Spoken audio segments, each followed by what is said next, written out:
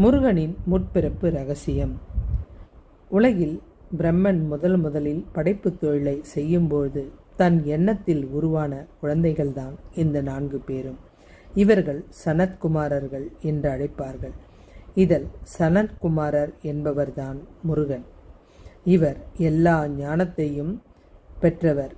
எப்படி இவர் எல்லா ஞானத்தையும் பெற முடியும் என்றால், பிரம்மன் முதலில் படைத்த படைப்பு என்பதால் தன்னிடம் இருக்கும் எல்லா சக்தியும் அந்த குழந்தைக்கு கொடுத்து பிறக்க வைத்து விட்டார். பிறந்த குழந்தைக்கு ஒரு கனவு வந்தது. அந்த கனவு அசுரர்களை அழிப்பது போல தொடர்ச்சியாக வந்தது. அதனால் அதை ஏற்றுக்கொள்ள முடியவில்லை. தந்தையிடம் போய் கேட்டது. பிரம்மனும் இது ஏற்கனவே நடந்ததாக இருக்கலாம் அல்லது இனி வரப்போரும் காலத்தில் இருக்கலாம் என்று சொல்லிவிட்டார்.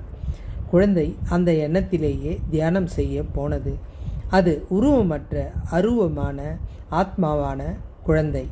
இந்த ஆத்மாவின் மொழி அறிந்த ஈசன் இந்த குழந்தையை சந்திக்க வந்தார். வந்தவர் சும்மா இல்லை. நான் ஈசன் வந்திருக்கிறேன், உனக்கு ஏதாவது வரம் வேண்டுமானால் கேள் என்றார். குழந்தையும் கோபமாக, வரம் அதிகமாக வைத்திருப்பதால் என்னிடம் ஆட்டம் போடுகிறாயா? எனக்கு எந்த வரமும் தேவையில்லை. ஈசனும் ஒன்றுதான், அந்த மலைச்செடி கொடியும் ஒன்றுதான் என்று சொன்னது. இதை கேட்ட ஈசனுக்கு ஆச்சரியமாக இருந்தது.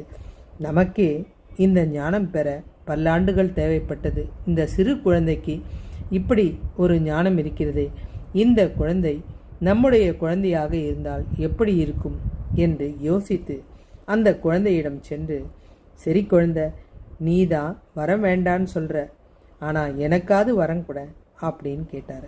குழந்தையும் என்ன வரம் வேணும் அப்படின்னு கேட்டுச்சு. நீ என்னுடைய குழந்தையா பிறக்கணும் அப்படின்னாரு. குழந்தை, மாற்ற முடியாது, நீங்கள் சொன்னதை அப்படியே செய்கிறேன் அப்படின்னுச்சு. இப்படி குழந்தை சுலபமாக ஒத்துக்கோன்னு நினைக்கல. ஆனால் பார்வதி தேவிக்கு தான் மனசில் பயம் வந்துச்சு. ஏன்னா ஈசனை கேட்ட கேள்வி, நீ எனக்கு குழந்தையா பிறக்கணும்னு தான் ஈசன் கேட்டார். குழந்தையும் ஒத்துக்குச்சு. அதனால தான் ஈசனுடைய கருவிலிருந்து வந்தது. இந்த குழந்தை பெண் கலக்காத குழந்தை, ஒரு தாய் தந்தை கலக்காத குழந்தை. இது ஈசனின் நெற்றி பொறியிலிருந்து உதித்த குழந்தை.